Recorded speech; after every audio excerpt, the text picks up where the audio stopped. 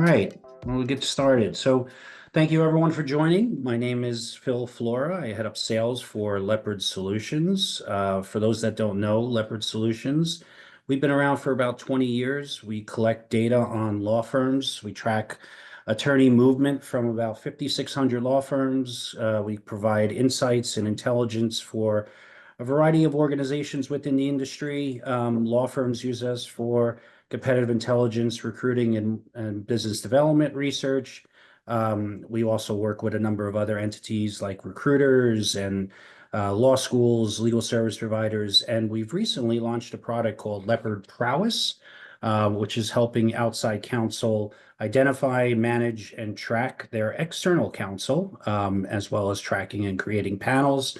We're going to drop some links into the chat for all of the access to our new products and also our thought leadership and research studies that we've also compiled, including the one that we're going to be talking about today, which was a survey of close to 500 in-house counsel that we did for our asking questions around lifestyle and compensation and how in-house counsel manage external law firms. And we got couple great panelists here to help add some insights and some commentary to the survey. So I'm going to give each a chance to introduce themselves, and then we'll launch into the survey, and Craig will provide some insights on that survey, and we'll ask some questions periodically. If anyone has any questions, feel free to drop them into the chat. We will respond as we go. But with that, why don't we go around the room? Zach, do you want to sort of introduce yourself? Yeah, I'd love to jump in. My name is Zach. I work for a firm called The Lion Group, and we are a boutique legal search firm, actually only focused on in-house placements. So we don't do anything for law firms.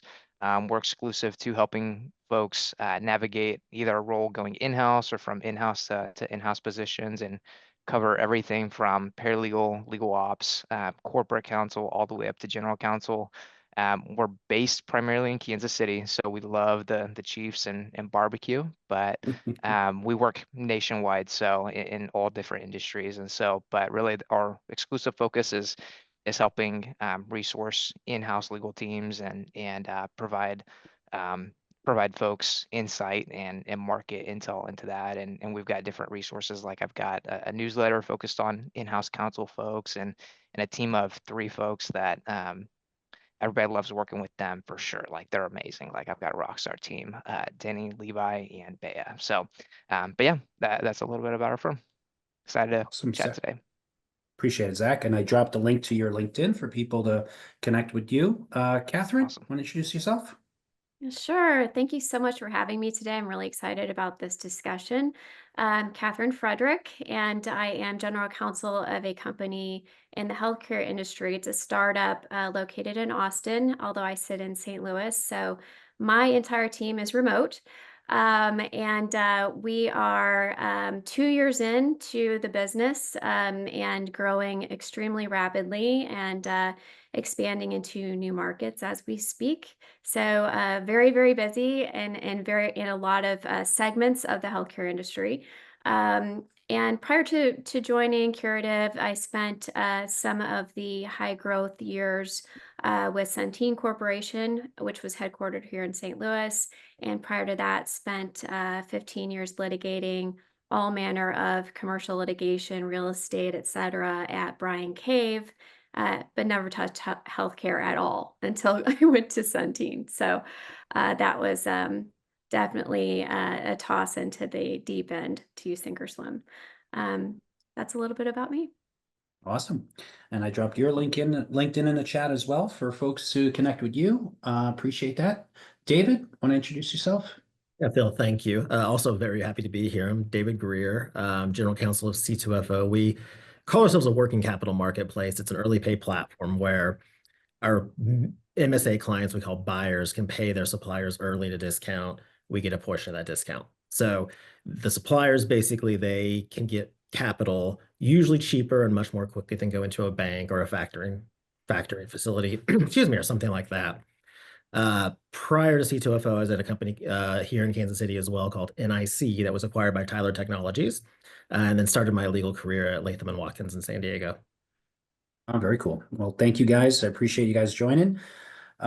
With that, I'm going to pass it over to Craig. Craig handles our research and insights. He did the heavy lift on collecting and analyzing the results of the survey. So he's going to share some insights through his slides, and then I will jump in periodically to share some commentary from the group. But again, anyone has any questions, drop them in the chat, and we'll respond accordingly. Craig, take it away. All right, thanks, Phil, and thanks everyone for tuning in today, and welcome to the State of the Corporate Counsel Landscape, Trends and Opportunities. This is our third survey following the previous one conducted in 2022. Before we dive into the data and invite our panel to add insights to the findings, I'd like to start by sharing demographic information to provide context on who participated. So the 2024 Corporate Counsel Salary and Lifestyle Survey was conducted from August through October and received responses from nearly 500 participants. The gender distribution was nearly even, with 49% identifying as male and 49% as female, differing by only 3 participants. An additional 2% chose not to disclose their gender. In terms of race and ethnicity, the majority of respondents identified as white, 73%, followed by Black or African American, 10%, Asian, 9%, and Hispanic, 5%. Geographically, the highest representation came from the 3 most populous states, Texas, California, and New York. Overall, responses were collected from in-house professionals across 42 U.S. states, with 2 additional participants from outside the U.S. Now, corporate general business law is the most represented specialty, as we can see here, with 40% of respondents, while niche areas like entertainment and sports and admiralty and maritime law each account for only 1%, highlighting a strong focus on core business law functions among participants. The industry distribution is similarly diverse, led by technology, 16%, financial services, 13%. By contrast, fields such as education and government show minimal representation with no respondents, underscoring the private sector's dominance within the survey sample. Just jumping in here. So it must be what I'm interested in discussing here. Maybe Zach, you can jump in here. I looked in our in-house platform, which we track our jobs on a daily basis, and I'm noticing there's about 400 or some odd open jobs as of today. There are litigation jobs that in-house counsel our companies are opening and hiring for. Zach, what sort of do you see with respect to the practice areas and the requests that you're getting from clients and the roles that candidates are looking to do from going from law firms to in-house? Yeah. So I mean, with openings right now, and even just the legal landscape. So I think the corporate general business law, a lot of those people could also be fit into a lot of other categories. So I know a lot of times when I'm talking to in-house attorneys, they don't typically just have one specialty. There are in-house teams where they're very specialized if the business needs that. So like if someone needs a real estate attorney, an in-house team may just have a real estate attorney. But a lot of times I find that in-house roles can cover a lot of different specialty areas. But I do see that there is a trend in litigation, labor employment that's been this year. But I'm starting to see a swing back to like more general corporate work, M&A, and I'm hearing a lot of rumblings in the market that deal activity is going to pick up in 2025. So not a prediction. That's just what I'm hearing. So, but I do know there's a lot of people that are very bullish on the market and companies that are looking to grow, and a lot of times they're looking for very general, like corporate attorneys that can fit in. Maybe they come in with a specialty and then they can expand their practice in-house depending on how the team is built. So, but litigation has been pretty popular over the last, I would say, 12 months, labor employment, roles like that, less so on the general corporate side, but I think it's starting to shift back towards that. So, Interesting. And David, Catherine, is there specific areas that you guys are looking to hire more with respect to your legal departments? I know David, you're in the fintech area, and Catherine, healthcare. Just curious as to see if that mirrors what Zach is saying. Yeah, we unfortunately aren't hiring right now, but I will add to some of what Zach said. I mean, from my team, I have a team of 4 attorneys, 1 junior and 3 senior attorneys that report to me. One of them is a former litigator.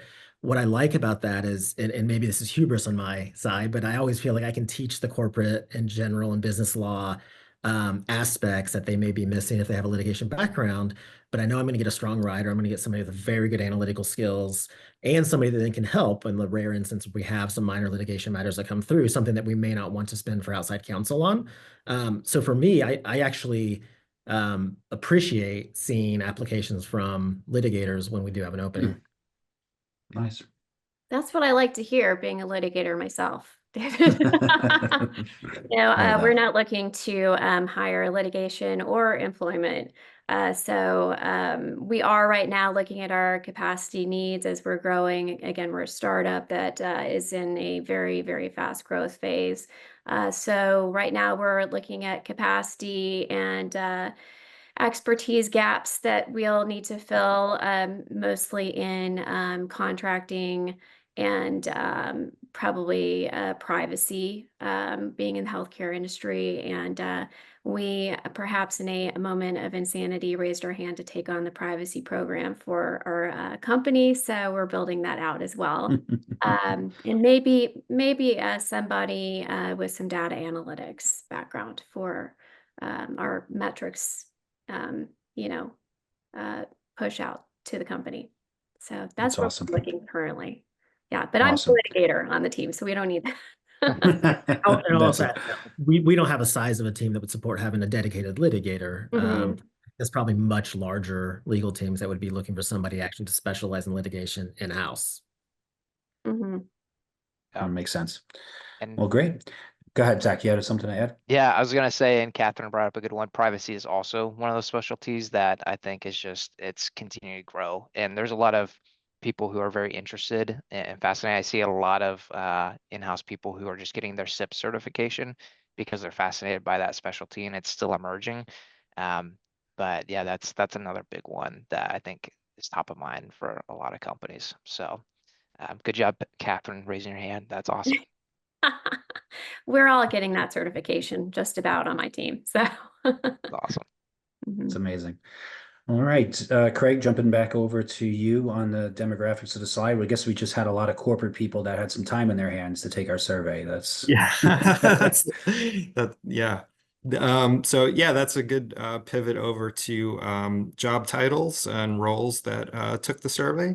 So senior general counsel and in-house counsel roles represent the largest share of participants, accounting for 24% and 22% respectively.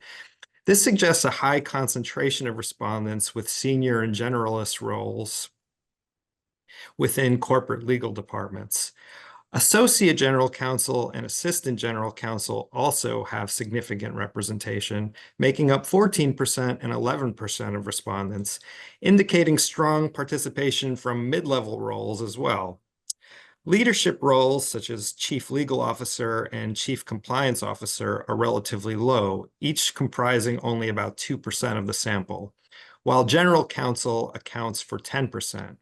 This reflects the broader presence of specialized legal and compliance functions within corporate teams. So now moving over to big law experience. 80% of participants had prior experience working at law firms before transitioning to corporate legal departments. Among these, 42% had worked at big law firms, with 19% specifically at firms ranked in the AmLaw 200 by gross revenue at some point. Additionally, 1/3 had spent part of their careers at smaller or boutique law firms. These law firm experiences left a lasting impression, with 40% of participants stating they have no intention of returning to a law firm. However, 16% said they would return without hesitation, while another 44% would consider it if certain conditions were met. What are those conditions? Not surprisingly, 49% cited a desire for a higher salary, and 50% would need a better work-life balance to consider a return. Other significant factors included the ability to do pro bono litigation, the elimination of billable hours, fewer requirements to chase or sell client services, and greater diversity, more people who look like me. This feedback highlights the factors that draw many in-house counsels away from firm life and the changes firms would need to make to attract them back. And before I turn it over for the panel to chime in, I'll just say that notably in the 2022 survey, the percentage of respondents answering yes was identical, but the hard no's were 12 percentage points higher at 52%. Since then, more law firm professionals have softened their stance on not returning, showing an increased openness to the possibility. Zach, is that what you're hearing? And some of those reasons on why people make the move? What are you seeing? Yeah, so as far as going from in-house back to law firm, Yeah, well, just in general, like the reasons why people make the move, right? And then from a law firm world to the in-house world, and then like give me some of the examples that people use in wanting to make the move. yeah. So I'll speak on people who are in-house going back to a law firm first. I have not come across that 16% personally. I think normally, but that's also the function of my practice is I'm really only targeting them for in-house roles. Right. I think people do most of the time people appreciate that we're not pitching them law firm jobs. We're very focused on in-house. So I don't typically have people saying, hey, I'll go to another law firm role unless they're already in law firms. So I don't have a ton of perspective on that, but I could see that the maybes go up because I do think in-house teams right now are getting more work and sometimes less love, less budget. And so you see the fees that people are charging at a law firm and how much they're making, even first year associates. I have heard that trend where it's like people are more contemplating like, man, maybe I should go back into private practice because of like the fees and what you can make. But then there's always the billable requirements and things like that. That it's like, man, do I want that? And so I think unless the law firm dynamics change significantly, that's less of an option for most people. I was mentioning this kind of in our pre-chat, but I do see um, kind of a middle ground. What I'm seeing with even legal executives is the fractional GC services pop up where it's more of a retained model where it's a 20-hour retainer per week. You've got a couple clients. You don't have the 30 or 40 clients like in a law firm. So I've seen that model like for people going in-house or that are in-house, maybe making a transition like that. I've seen that is more common. So I've seen that pop up. So does that answer your question or anything I can dive in further? Yeah, no. Catherine and David, you guys are on both sides of the fence. Does the in-house world meet all the expectations you guys expected when you made the move from a law firm? Yeah, so I absolutely love my time at Bryan Cave. It was wonderful. I have no complaints. I did appreciate not having to bill my time when moving to Centene, but what I loved most about my time at Bryan Cave was setting strategy and leading litigation teams of associates and paralegals. Those were my two top favorite things about the job. And what I realized going in-house, and especially ascending to a GC role, is that is what I'm doing day in and day out. And so in this role, I'm doing exactly what I want to do. So to consider going back to a law firm, it would have to be sort of a specialized type of position or on the business side. Makes sense. Yeah. Cool. I agree with both what Catherine and Zach said. I think one of the things that being in-house, I can't help but notice are the rates for outside counsel, and you start seeing the salaries, and it is much higher than when I left a firm life. I mean, I remember it wasn't much more than a decade ago when it was news that a partner was starting to bill $1,000 an hour, and now 2,000 is kind of the norm on the coast. So it's hard to ignore that, but I think getting away from the billable hour, having a better work-life balance, it's just at some point the extra money is not worth it.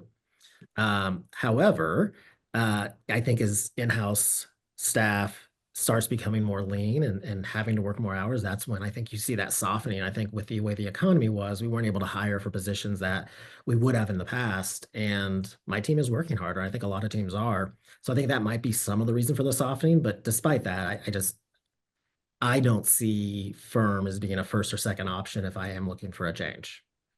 Makes sense. Great. Craig? Yeah, so now we'll segue over to outside counsel.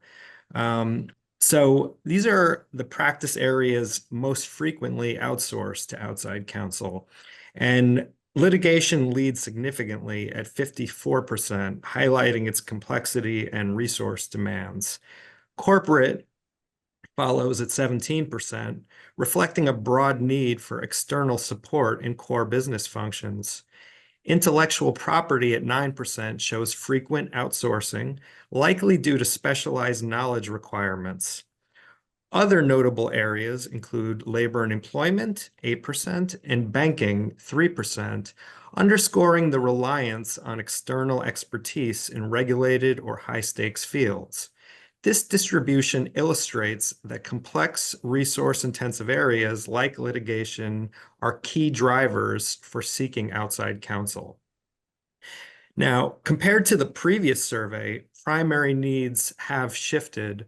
Corporate law dropped by nearly 7 percentage points, while litigation rose by almost 12. Catherine, David, are you guys, what do you guys outsource for your needs? What do you tend to do in-house versus external?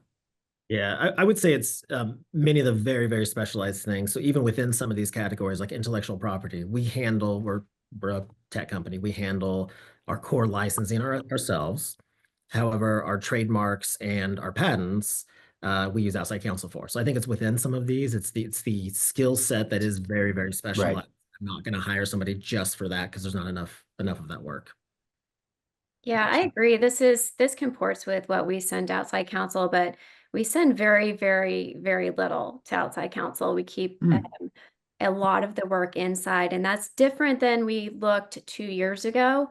But we've worked really hard to build up our expertise on the team, obtain tools and resources that help us to solve problems without having to involve outside counsel, such that in automating workflows and making things quicker so that the business can move faster, which is of course #1 priority with our executive team. But it's gotten to the point where my team mainly sends very complex work out, but we seek outside counsel help in what we call sanity checks. We've got this problem. We think that the answer is this. What do you think? Right. Do you think otherwise? Are we on the right track, so that we, feel confident with a very succinct and very direct answer, getting to yes to the executive team.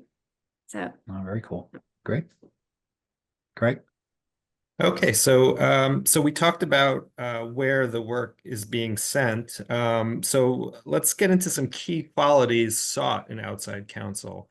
So we found responsiveness and legal expertise are top priorities, each rated very important by 88 to 89% of respondents, indicating these are foundational expectations.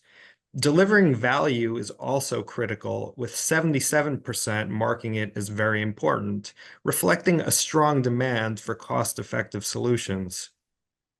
Efficiency holds high importance, with 70% rating it very important, suggesting clients expect timely and streamlined service. Understanding my business is valued by 65%. underscoring the need for outside counsel to grasp the company's unique context to provide relevant advice. This data highlights that responsiveness, expertise, and value are paramount, while efficiency and business understanding are also significant, but slightly secondary considerations. Okay, so now we'll get into some key takeaways on choosing outside counsel. So we saw here that value is a top priority, with 60% of respondents rating it as very important, emphasizing the demand for cost-effective solutions over other criteria. Long-standing relationships are important, but less critical, with 23% rating them as very important and 58% as somewhat important. This suggests familiarity is valued, but not essential. Referrals are moderately influential, with 10% marking them as very important and 57% as somewhat important, indicating some reliance on peer recommendations. Firm name reputation carries moderate weight, with 13% rating it as very important, 54% as somewhat important. Mentions in legal guides are the least important factor, with only 1% rating it as very important and 88% considering it not at all important or not very important, indicating that formal rankings and recognitions are minimally impactful. The data suggests that clients prioritize value over reputation and personal recommendations when selecting outside counsel. So value. David, Catherine, you guys have any great examples of where an outside firm provided you guys some value in your exchanges and conversations with them and the work they do for you guys?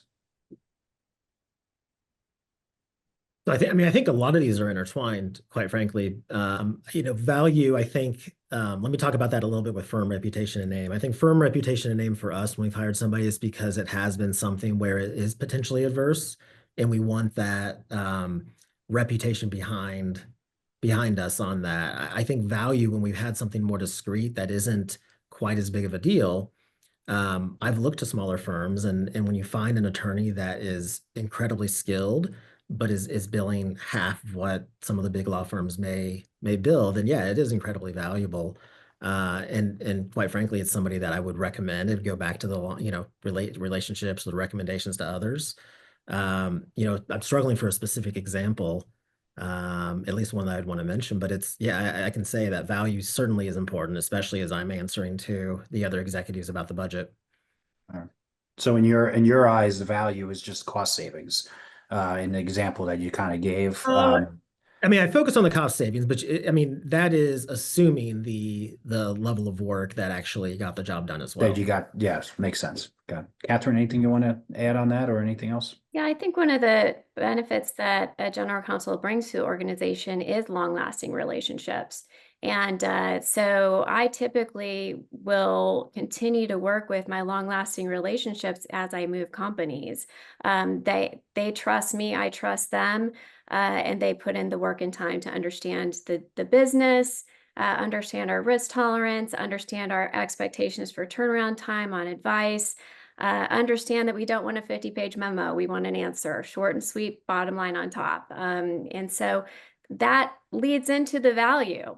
So, when you, I think that firm counsel don't understand how clearly inside counsel can see the churn and in too much time spent answering a question, and when we don't want that 50-page memo and we get it anyway, sort of thing. Right. So I think value has a lot to do with the quality of the advice, the partnership that the lawyer shows you, and responsiveness.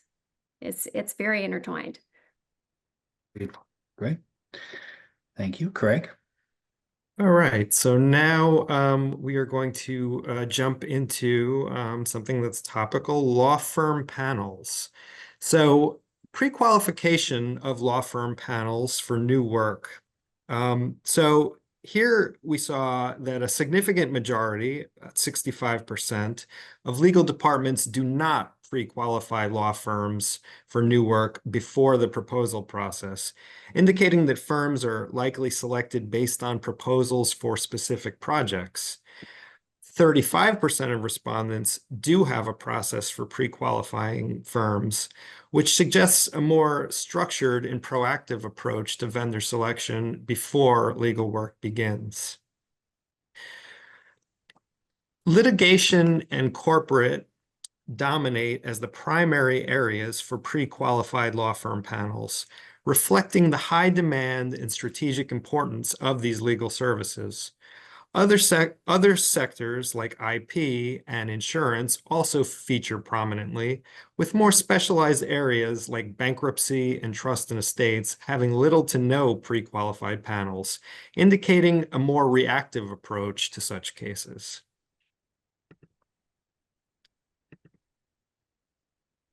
So, what are some of the reasons for implementing pre-qualified law firm panels?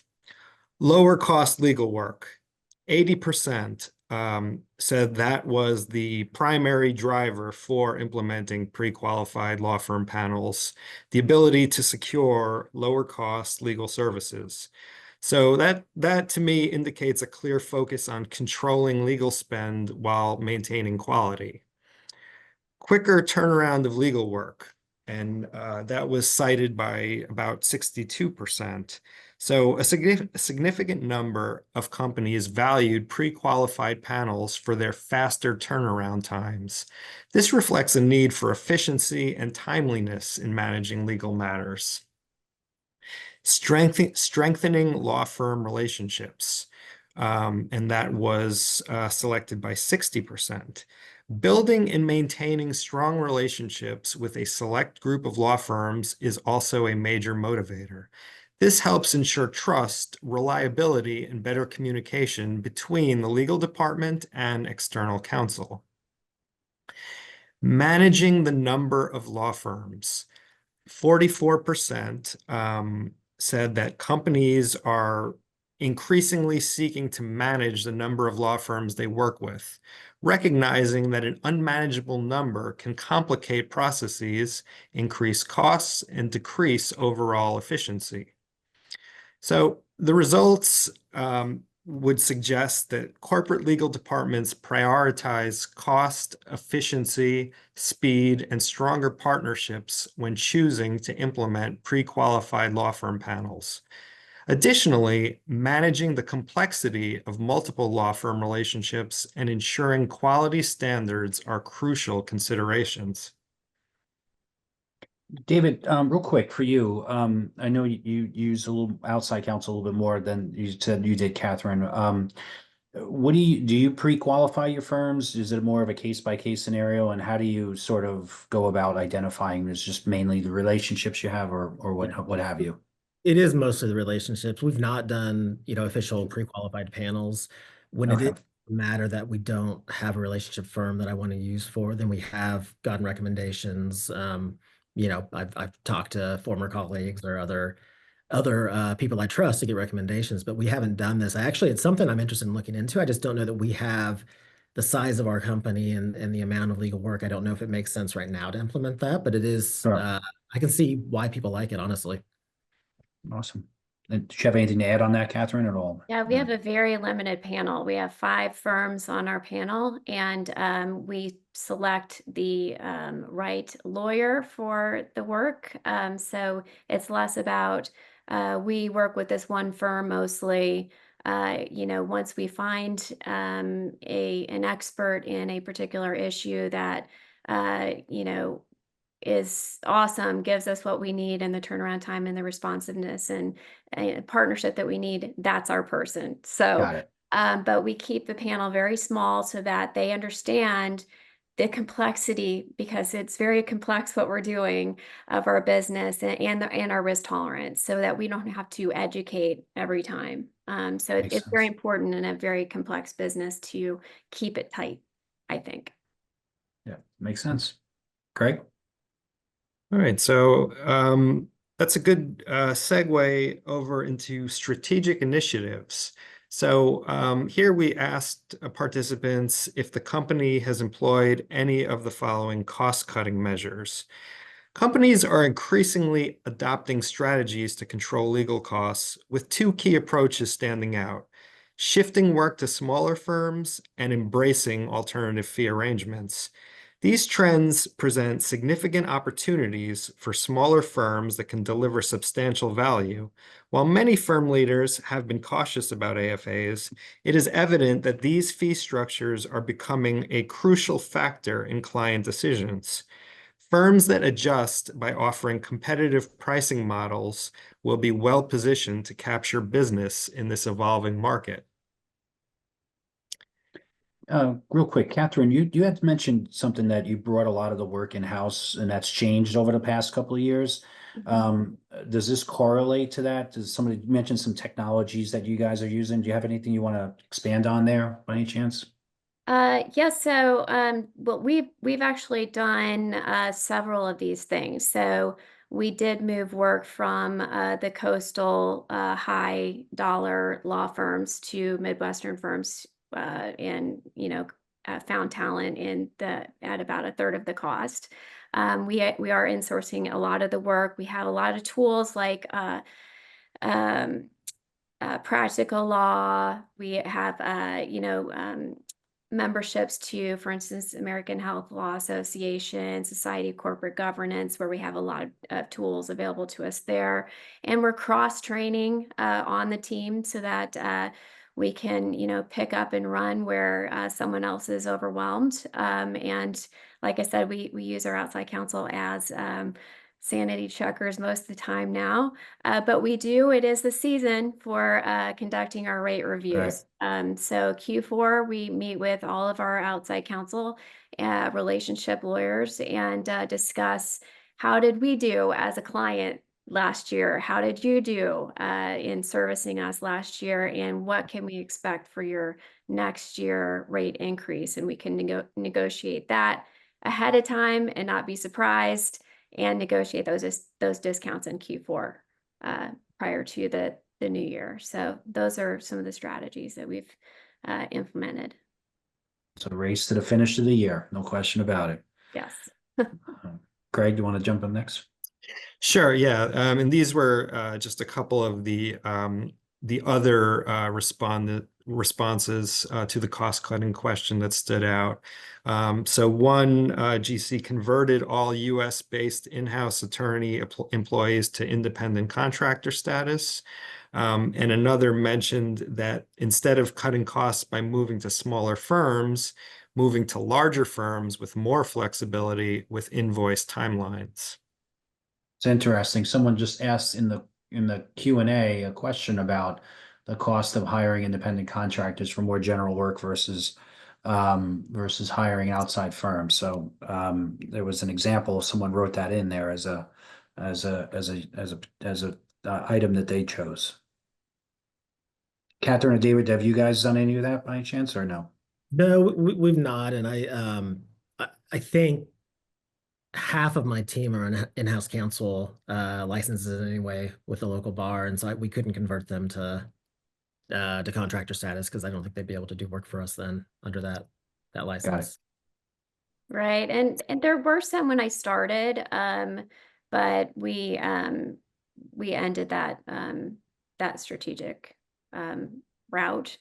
And I think it's important, especially when you're in complex, highly regulated businesses like we are both in, independent contractors might not be able to, do the work that we need. So. And Zach, you don't get involved in any of those conversations, I assume, in your relationships with the clients you work with, correct? Yeah, it's primarily permanent hires that we're helping facilitate. We are kind of working through setting up an arm where it's more that flex talent staffing. So if a client does have a need that's temporary, and they need some temporary help with, like, if there's maternity leave or anything like that, where we can service them that way, but primarily, yeah, we're on the permanent side where someone's full-time. Right. I think that's the individual that converted everybody to a contractor basis. That's an interesting strategy. I could see a lot of people not necessarily being happy with that if like benefits aren't there. So I'm curious how they did that. That's kind of a unique model. But yeah, all that to say, I'm ignorant as far as the contractor side, and in that conversation, we're primarily helping with firm placements. Cool. Craig, sorry. That is interesting. So requests for proposal. On average, in-house legal departments issued just over 3 RFPs for outside counsel in 2023. That's among respondents to the survey. This indicates that most legal departments may have a relatively small pool of preferred firms or outside providers that they routinely engage.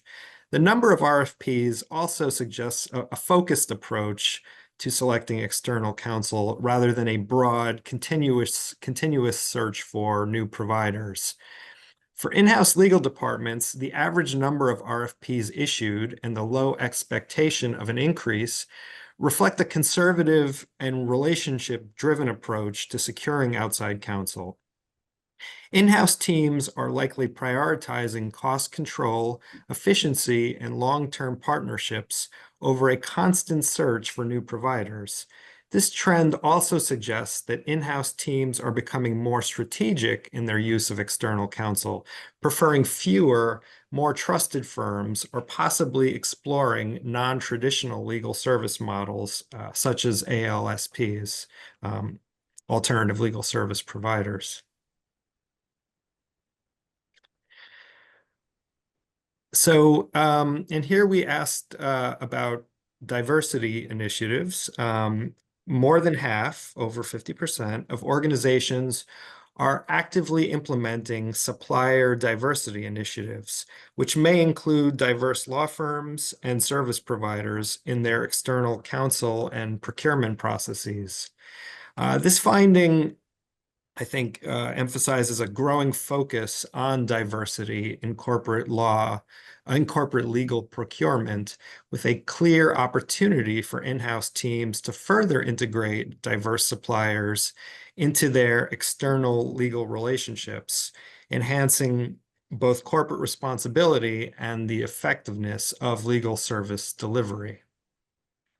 Zach, are you seeing a trickle into that at all in the hiring for in-house counsel, where there's a need or expectation around diverse candidates and Yeah, so I actually came from healthcare. I was in healthcare executive search, and I was thinking about when I was in the healthcare field now, more focused on legal, and I think healthcare has a much larger emphasis. So if you compare that, it's different. But for the searches that I've done over the last couple of years, I would say more at the executive level, that's been more of an ask as far as like, hey, we want a panel with a diversity of candidates. When you get into more of the junior mid-level roles, it's like, hey, just find us the people with the skill set that can come help us on our team. I think companies still care about it, but when it's been so hot with like that 3 to 7, 8 year attorney, like if you're trying to bring someone in, sometimes that objective I've seen an initiative can drop lower, and it's more of like, hey, let's bring in the person with the right skill set. But the executive level, it's still very much part of the conversation. thank you.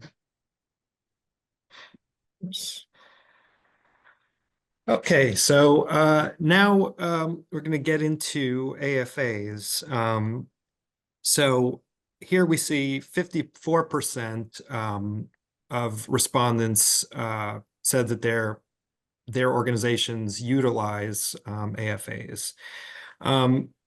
Law firms can adopt innovative pricing models such as fixed fees, subscription services, or success-based fees to differentiate themselves from competitors and meet the growing demand for more predictable legal costs. Flat fee pricing is easy for clients to understand. Firms can begin by evaluating their typical charges and carefully scoping the work to ensure they deliver value without underpricing. With subscription models, clients agree to set a fee and time frame, monthly or quarterly, providing steady revenue for the firm while offering clients a predictable bill. In value-based fees, the exact cost is determined after the matter concludes, with the fee adjusted based on the outcome. These models cater to corporations seeking cost-effective representation, allowing firms to stand out and fostering new opportunities for collaboration between attorneys and clients. Catherine or David, do you guys have some good examples of some of the arrangements, alternative fee arrangements that your outside counsel use with you, or are there any that you guys have in place with some of your outside counsel? So we've used a few. We don't do alternative fees exclusively, but we have used cap fees on discrete matters. And a lot of that is if we're working with a newer attorney who we just don't know how efficient they are, we'll want to make sure that we're not surprised on the high end. The other thing we've done sometimes on larger projects when we're looking for attorneys, we haven't done a formal RFP like we talked about on a few pages ago, but we have asked for discounts. And I think my gut is, and I could be wrong on this, my gut is that's becoming a little bit more common with the ways the fees have increased over the last 5 years. Right. Seems like it's not a surprise when somebody asks for it. And actually, we've had it proactively offered even from firms, more recently. Without even asking. Yeah. Interesting. Catherine, anything you want to jump We in have on? a discount across the board on our panel. And it's an expectation that we communicate, and we've been able to negotiate keeping fees flat from the prior year. We have also negotiated in a large matter a tiered volume discount as the fees climb, the discount increases. And we do have a blended rate AFA right now with the firm that we decided to try out because forecasting it looked like we would have a higher discount percentage using the blended rate than the discount that we had previously negotiated. So we're going to have a look back on that and crunch some numbers. But the problem with the discount is you have to keep track of the discount versus the year-over-year rate increases or fee increases because it can eat into that discount. So it's really a negotiation on both every year. Makes sense. Cool. Thank you. Craig? Yeah. Okay. So now we'll get into work allocation. So keeping in-house work within corporate legal departments was the most common method of allocating legal work, with 40% of respondents reporting that it is done more than 75% of the time. This trend towards insourcing reflects a strategic shift toward cost efficiency and improved control over legal processes. By relying more on in-house counsel, organizations can reduce their dependence on external firms, thereby lowering legal costs while enhancing collaboration and aligning more closely with business objectives. This approach allows legal teams to respond more swiftly to business needs and fosters a deeper understanding of the company's operations and challenges. And then we follow that up with a forecasting question. So the 2025 forecast we see here shows an overall rise in legal spending, though not primarily directed at traditional law firms. Only 10% of respondents plan to increase spending with law firms, while 88% intend to maintain or raise their budgets for alternative legal service providers, reflecting strong satisfaction in this area. Law firms that focus on delivering value and flexible fee structures may be better positioned to attract this business.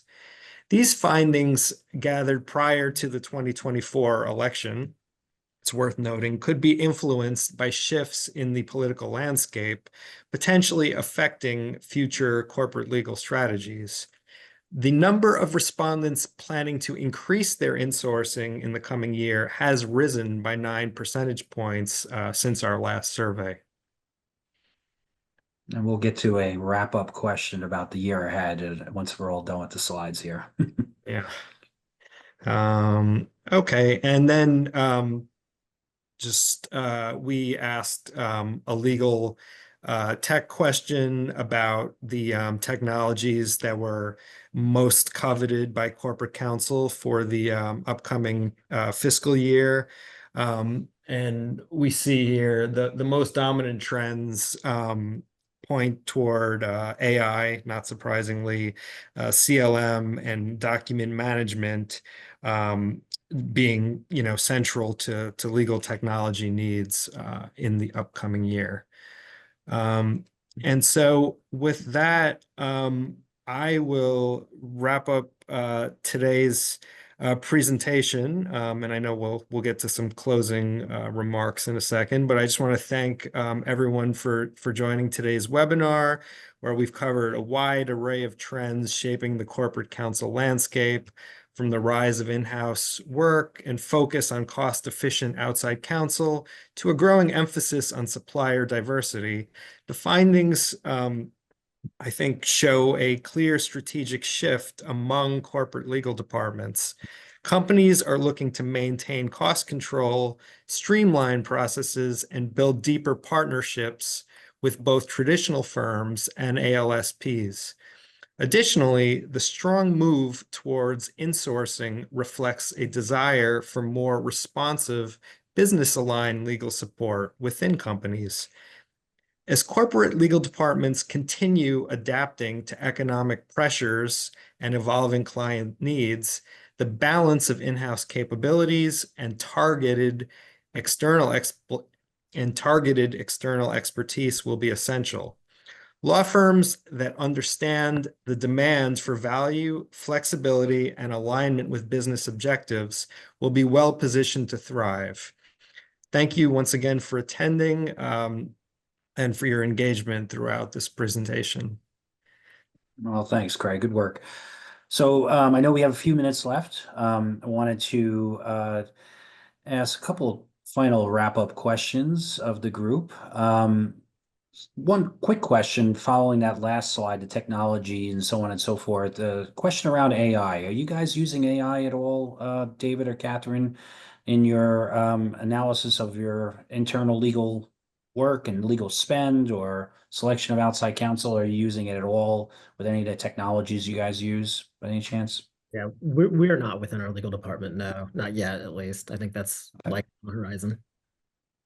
There are some legal tools who are really maturing in their AI functionalities, and so we're keeping a very close eye on. We use Ironclad, and as well as our sales team uses Conga, and both of them are offering AI functionalities, and so we are constantly reviewing them to determine whether or not we want to engage in those, but not currently using them. And just being in a healthcare company,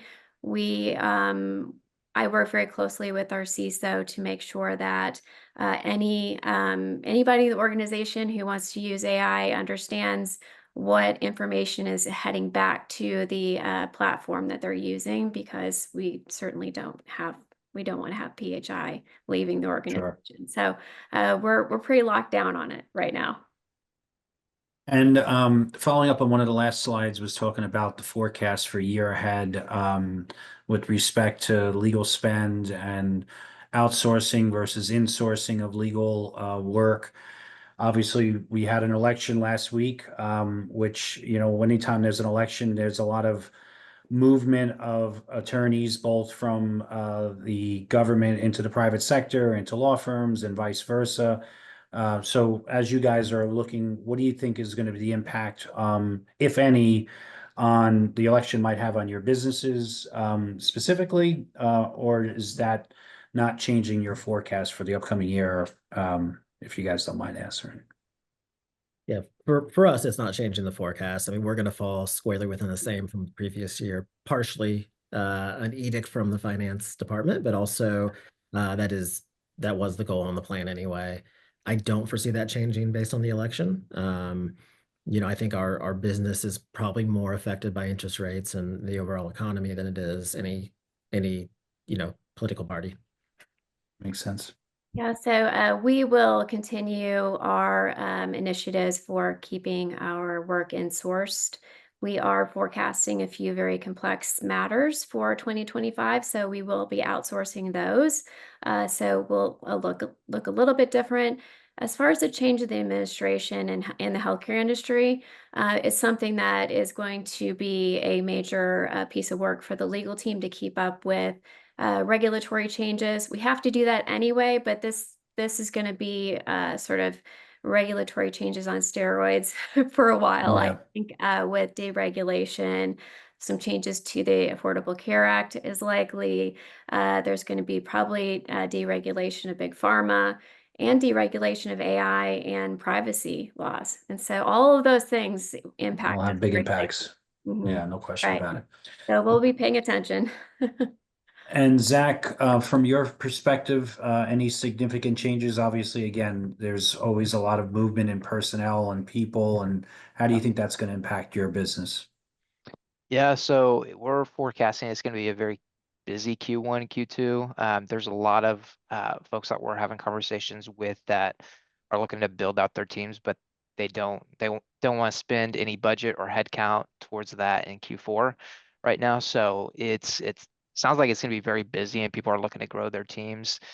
One thing that I've noticed just overall in the economy, like this year, really the last 12 months, is it's been kind of a tale of two stories. There's companies that are doing very, very well and companies that are struggling and trying to keep up. And so it really depends on what company you're talking to and the optimism there. But I do think there is optimism for 2025 and people are looking at hiring. And I think PE activity, deal activity is going to pick up from what I'm hearing and what people are saying. And I think there's even been rumblings of that happening already. So I do think the corporate roles are gonna continue to trend upwards. Oh, awesome. Well, I appreciate everyone's insights. We have been recording this webinar. We're going to share it back to the registrants. Craig has been working feverishly on creating a white paper with all the results of the survey, and he's going to be sharing that as well with registrants. It'll be on our thought leadership page. So be on the lookout for that. Want to thank Zach, David, and Catherine. You guys really jumped in. I appreciate all the insights that you guys shared today and took the time. And Craig, thanks for navigating the data and sharing the slides and insights as well. Thanks everyone for joining today. And did you guys have any last thoughts or comments that you want to add from your end? No. Anyone? I think I'm okay. Thank you. Yeah. All right. Yeah. Well, we Thank you so appreciate it, much. guys. Thanks for joining again. Thanks everyone for joining. Take care. Thanks, guys. Thanks. Bye.